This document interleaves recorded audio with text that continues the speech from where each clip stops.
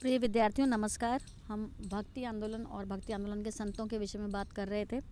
इसी को आगे हमने पिछले वीडियो में चैतन्य की चर्चा की है और अब हम रामानंद के विषय में बात कर रहे हैं। और कृष्ण भक्ति किस प्रकार चैतन्य का लक्ष्य था, उसी तरह कृष्ण भक्ति के साथ राम भक्ति का प्रचार यानी रामाश्रयी शाखा का भी प्रचार कुछ आचार्यों और भक्तों ने किया। राम भक्ति या राम के प्रति श्रद्धा आप वाल्मीकि रचित रामायण के समय से ही देख सकते हैं। तो ये भारत में एक शाश्वत स्वर रहा है, परंतु इसे प्रचारित कर जनता के बीच जन धर्म के रूप में फैलाने का श्रेय रामानंद को इसको एक जन धर्म के रूप में प्रसारित करने का श्रेय देने का कहा जाए तो अनुचित नहीं होता है।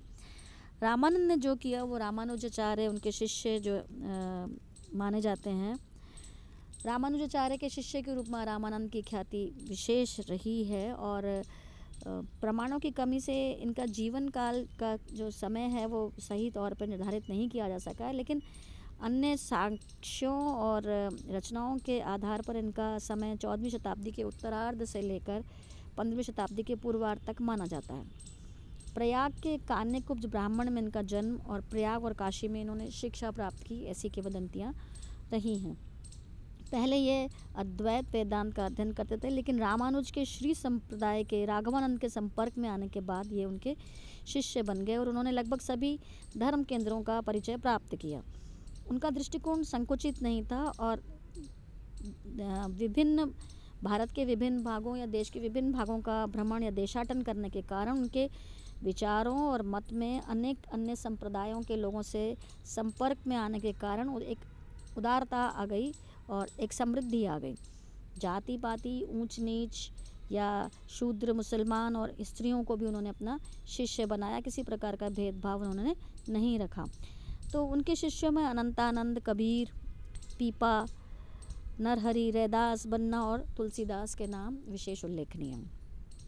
रामानंद के शिष्यों की अगर हम बात करते हैं तो उसमें भी दो प्रकार के वर्ग बन गए। जो वर्ग प्राचीन परंपराओं के समर्थक थे और कुछ थोड़े बहुत परिवर्तनों के साथ उसी को चलाना चाहते थे, उनका नेतृत्व तुलसीदास ने किया। और जो वर्ग क्रांतिकारी परिवर्तन कर वेदांत की परंपरा से अलग योगियों की परंपरा में जो अर्जित ज्ञान है उस पर ही निर्भर रहना चाहता था, उसका नेतृत्व कबीर के द्वारा किया गया। तो कबीर ने उन विचारों से प्रेरणा ली अथवा विचारों को ग्राह्य बनाने के लिए उस समय के प्रमुख विद्वान और धर्माचार्य रामानंद का शिष्य बनना आवश्यक समझा। तुलसी और कबीर के विचारों में इतना सामंजस्य नहीं है कि दोनों को एक ही सिद्धांत या परंपरा के दो स्वरूप माने जाए। तो इस प्रकार राम को विष्णु अथवा नारायण का स्वरूप मानकर उनकी उपासना के सिद्धांत को तुलसी ने विकसित किया और प्रचारित किया। राम के उपासकों ने उन्हें मर्यादा पुरुषोत्तम के रूप में रखा और प्रेम के स्थान पर कर्तव्य को प्रधानता दी। यह सिद्धांत राम के प्रति हनुमान की भक्ति द्वारा स्पष्ट किया गया। हनुमान राम के सेवक और भक्त थे। उन्होंने अपना सब कुछ स्वामी को अर्पित किया और मोक्ष की अपेक्षा जन्म जन्मांतर के लिए स्वामी की सेवा करने के अधिकार को पसंद किया।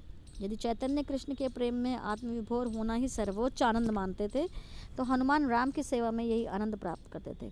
तो इस सेवा भाव की पराकाष्ठा यह थी कि अपनी सतत सेवा से स्वामी के लिए अपरिहार्य बन जाना और स्वामी सेवक पर इतना आश्रित हो जाए कि सेवक ही स्वामी बन जाए और स्वामी सेवक। तो तुलसी के सेवा धर्म पर इतना बल देने के कारण उनकी कई बार आलोचना भी की गई है और उन्हें दास भावना को धर्म संगत बनाकर प्रचारित करने का भी आरोप लगता रहा है। वास्तव में उनका सेवा धर्म दासता से संबंधित नहीं है। उनके सेवक हनुमान राम के दास नहीं, वह स्वांत सुखाय राम की सेवा करते थे। तुलसी ने अपनी राम भक्ति में कर्तव्य की भावना से को प्रधानता दी है। भावना के अतिरिक्त अवांछित दिशा में बह जाने का भय था, लेकिन कर्तव्य मार्ग में ऐसी कोई आशंका नहीं थी। तो कृष्ण भक्ति में भाव प्रवणता के कारण जो दूषित वातावरण फैल रहा था, तुलसी से परिचित थे और उन्हें जनता को बचाने के लिए एक मर्यादा मार्ग को अधिक उपयुक्त समझा। उन्हें यह भी लगा कि उस समय की हिंदू जनता अपने कर्तव्यों के प्रति जागरूक नहीं है और इसलिए उस समय और ध्यान आकृष्ट करना आवश्यक समझा।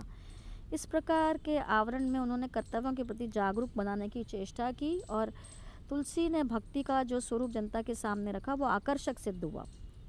और तत्कालीन सामाजिक आवश्यकताओं के अनुकूल भी रहा और वो जनमानस और जनजीवन को छू कर गया।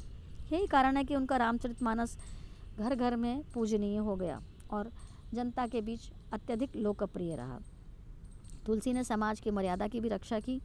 परंपरा के प्रेमी होने के कारण उन्होंने वर्ण व्यवस्था को स्वीकार किया और निम्न जाति के लोगों के साथ स्नेह और दया का व्यवहार करने की शिक्षा दी। राम भक्ति को लोकप्रिय बनाने का श्रेय सर्वाधिक अगर किसी एक व्यक्ति को दिया जा सकता है तो वो तुलसीदास को दिया जा सकता है, जिन्होंने राम को जन के बीच पहुंचाया, जन जन का राम बनाया। भक्ति के सिद्धांत के सभी समर्थकों ने अपने अपने प्रकार से उसे शास्त्र सम्मत और जनता के लिए ग्राह्य बनाने का प्रयास किया।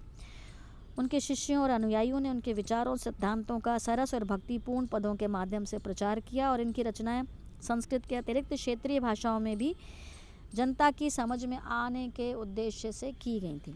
तो क्षेत्रीय भाषाओं का भी विकास जो है अत्यधिक हुआ। कर्मकांड की दुरूहता और उसकी ज्ञान मार्ग की जटिलता से मुक्ति देकर के साधारण जनता के लिए कृष्ण और राम भक्ति का सरल मार्ग खोल दिया और आध्यात्मिक उन्नति को साध्य बना दिया और संभव बना दिया। इनमें से कुछ जाति बंधन को ढीला करने और अपने संप्रदाय में अन्य वर्गों को शामिल करने के लिए, स्वीकार करने के लिए तैयार किया गया। जनता के नैतिक उत्थान में इनका विशेष योगदान रहा। बंधुत्व की भावना, उदारता, सहिष्णुता, कर्तव्य के प्रति निष्ठा, आत्मसंयम और अहिंसा आदि तत्वों का एक ग्राह्यता अधिक सहज हो गई। आगामी वीडियो में इसी प्रकार की और चर्चा करेंगे। धन्यवाद।